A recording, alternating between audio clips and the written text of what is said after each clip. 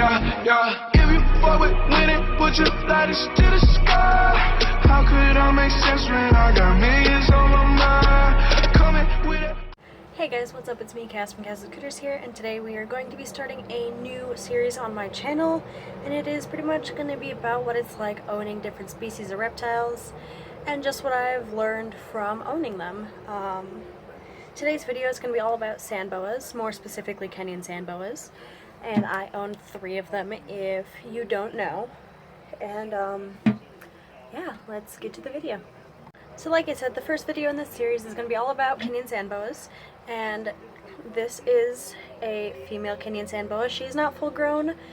Full grown is around 300 grams and she is only about 45-50 grams, so she is far off from breeding size, but she's getting there very quickly.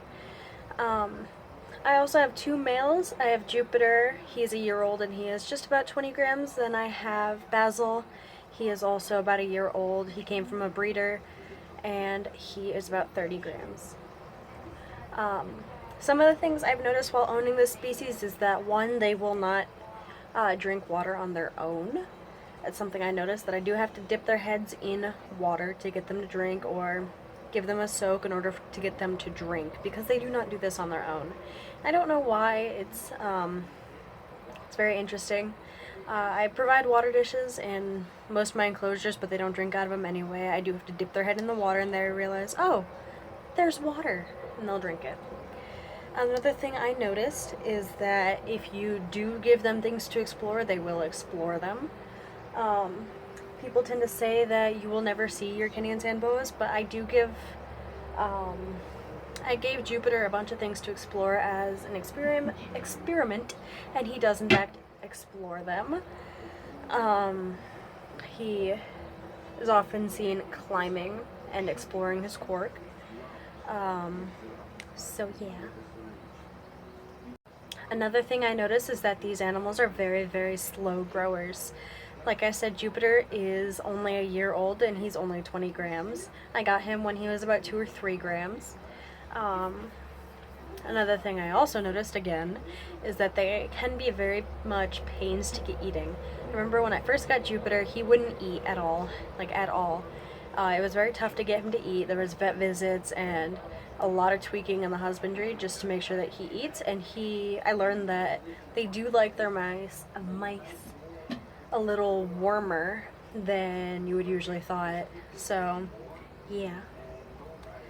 Another thing is that they are rather docile.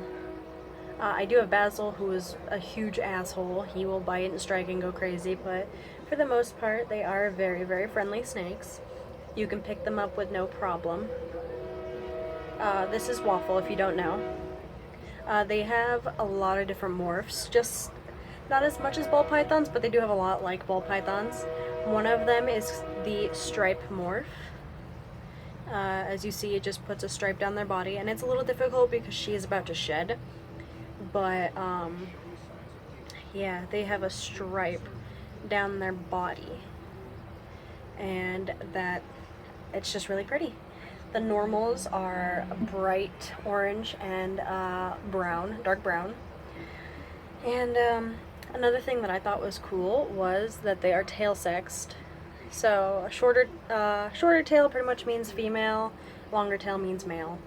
I don't have a male of this size to compare it to, but I for sure will in the future. And their tails are longer, and yeah, because they have to hold hemipenes in there. Their hemipenes are right in there. Like I said, this is a female, as far as I know. So, yeah. Kenyan sand boas are a very slow-moving snake. They're kind of like ball pythons, except smaller, and obviously a boa rather than a python. But they are rather slow-moving.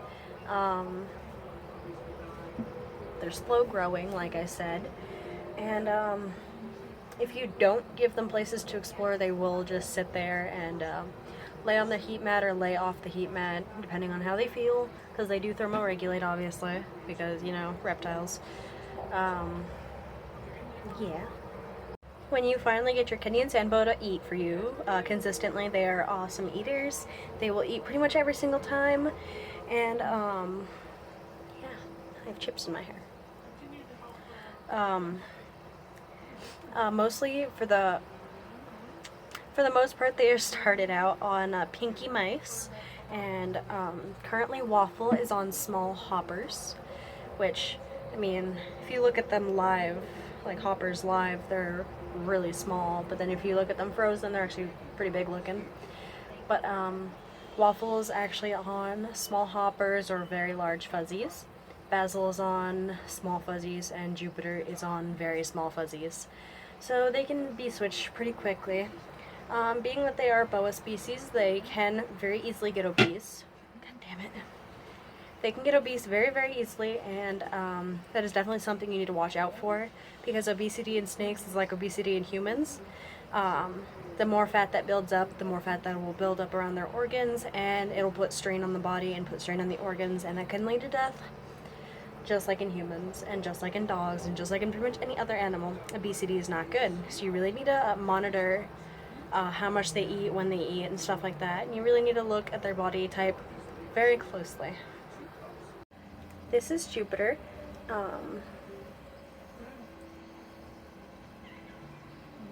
Yeah, this is Jupiter. He is my male, and he is 20 grams, like I have stated. He is my friendly male. The other male is not so nice. As you can see how small he is for a year old. He has grown a lot, don't get me wrong, but he is rather small. He's only about 6 inches long. And with this species, males stay smaller than females, and they also seemingly grow slower than females, being that he is only this big. It could take about 2 years for him to get full grown, and females more closer to 3 since they do get bigger. And that is also the recommended time that you breed them. Males have to be around, I'd suggest like 75 grams, but it is known to have them breed as little as 45. It doesn't really harm the males at all, but females you should breed around 300. You can go a little lower as long as the female's eating consistently and the female's body condition is very well.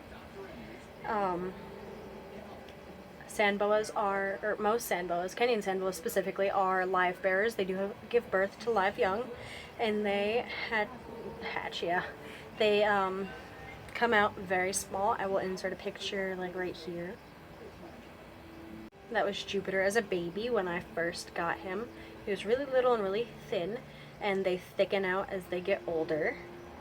As you see, Jupiter is maybe as thick as a pencil, maybe as long as a pencil if you look like this. And I'm not hurting him, I'm being very gentle with him.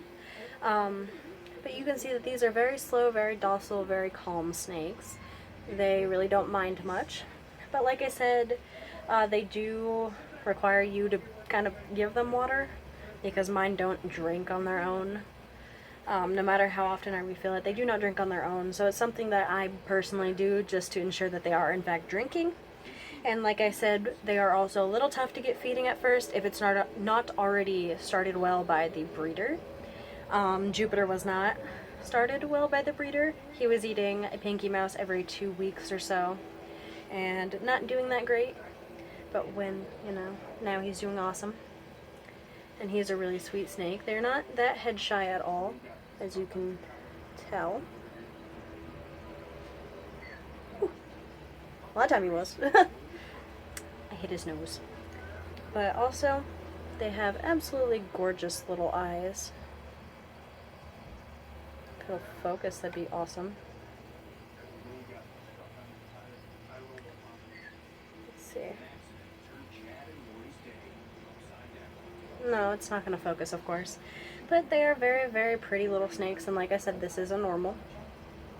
You probably can't see because my lighting, but he is really, really freaking orange. And his brown is almost black. And yeah, this is pretty much Kenyan Sand Boas. I think I've covered all the cool things that I know about Kenyan Sand Boas, or that I can think of at the moment, but if you have questions, make sure to leave them below and I will get back to you. Also, sound below what you want to see next. If you want to see like hognoses or ball pythons or geckos, axolotls, roaches, isopods, any of that. I do have a lot of animals, so take your pick. And yeah, I hope you guys enjoyed this video. I sure enjoyed making it and checking on my snakes. So, you know, if you enjoyed it, give it a thumbs up and maybe consider subscribing, because there's a lot more videos coming out like this soon. And I really like doing YouTube, and support is awesome. So yeah. Yeah. I guess I'll see you in the next video. Bye guys.